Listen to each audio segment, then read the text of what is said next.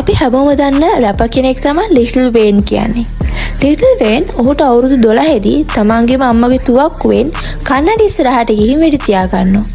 ඔහු කියන විදිහට ඔහුට පාලනය කරගන්න බැරි වුණ මානසික ආතතිය නිසා එහෙම කරගෙන තියෙන්නේ.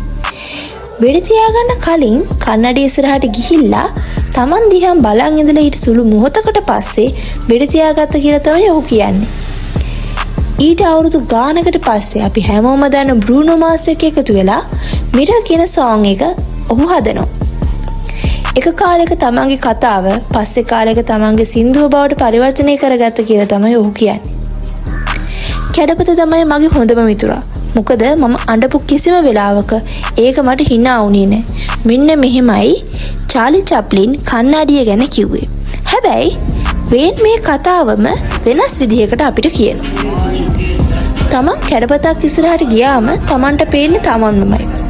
වේන් මේ සින්දු පුරාවටම තමන්ට තමන්ව දැනෙන විදිහ ගැන විස්තර කරනවා. මේ ලෝකෙ වෙන කාටවත් වඩා තමන් ගැන දන්නේ තමන් කියලා වේන් නොකිය කියනවා.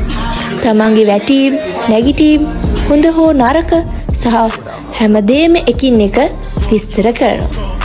එක අතකට මේක ස්වයං විවේචනයක්.